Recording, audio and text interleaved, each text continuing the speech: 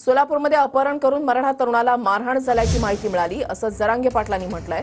असं झालं असेल तर हिशोब होणार। मनोज जरांगेंनी नाव न घेता राजेंद्र राऊतांना या शब्दात इशारा दिलाय।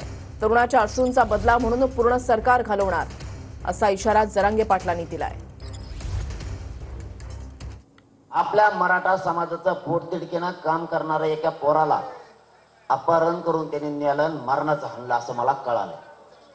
आता ते खरं आहे खोटं आहे मी पक्का माहिती घेतल्याशिवाय सांगत नाही, पण त्या लेकराला मारल्यामुळे त्याच्या डोळ्यात पाणी आलं असणार आहे। त्याच्या जर तसं झालं तर त्या डोळ्यातल्या पाण्याचा हिशोब होणार, तुमच्याही घरातल्या त्या डोळ्यात पाणी येणार आणि त्या पोराच्या डोळ्यातल्या पाण्याचा बदला म्हणून तुमचं पुरं सरकार घातल्याशिवाय शांत नाही बसणार।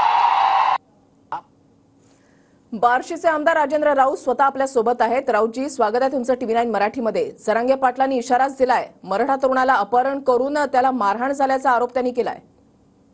मी नम्रपणे सांगू इच्छितो की हा कुठलाही मुद्दा तसा माझ्या तर ऐकण्यात नाही। कुणाचा काही खासगी विषय असेल तर मी माहिती घेईल आज, परंतु मला आश्चर्याचा धक्का बसला की तेच म्हणतात माहिती घेतो, खरं आहे का खोटं आहे का तपासतो, आणि तेच म्हणतात की ह्यांच्या लेकरांच्या डोळ्यात पाणी। काय मला गोळ्या वगैरे घालून माझी लेकरं रडवणार आहेत का? जरांगे पाटलाला काय आता एवढे महाविकास आघाडीने सुपारी दिली का आता आमच्यासारख्या आमदाराला गोळ्या घालायची? सगळ्यालाच मारतो, हाणतो, बघतो, रडवतो। आता ही काय हिटलर झाल्यात का काय? मला आश्चर्याचा धक्काच बसायला लागलाय। या महाराष्ट्रात काय लोकशाही, डॉक्टर बाबासाहेब आंबेडकरांचं संविधान आहे का नाही? छत्रपती शिवरायांचा महाराष्ट्र देश आहे का काय? आता जरांगे काय दादा झालेत, बॉस झालेत, ह्याला रडवतो काय?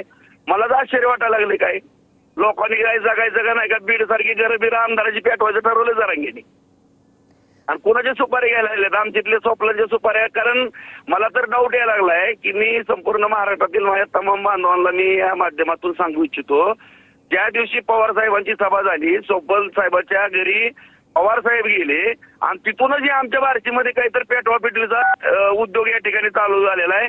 आणि त्या दिवशी सुद्धा जरांगे दादा म्हणले राऊतापेक्षा सोपल बरे। अरे काय मग आता तुम्ही दुसऱ्याला सुपारी घातली म्हणता, मग तुम्ही सुपारी कोणाच्या घेऊन आमच्यावर आरोप करायला लागला?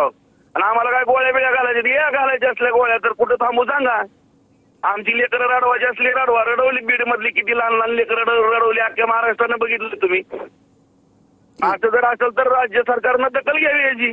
आमची लेकरं रडवण्याची भाषा जर ही करत असली तर स्वतःच म्हणतायत की मी खरं खोटं। अरे बाबा, खरं खोटं काय माहिती घ्या ना। प्रत्येक तालुक्यामध्ये राजकारण आहे, प्रत्येक तालुक्यामध्ये कुठल्या तरी एखाद्या राजकारणाचा प्रतिस्पर्धी आहे, एकमेकाला शेला काट शेवायला लागले। नेमकं मराठा आरक्षणाचा विषय काय राजकारणावर न्यायला लागले का तुम्ही? चुकीचं आहे, दुर्दैवाची गोष्ट आहे। ठीक आहे, नक्कीच धन्यवाद राजेंद्र राऊतजी, तुम्ही आमच्याशी या संदर्भात सविस्तर संवाद साधण्यासाठी।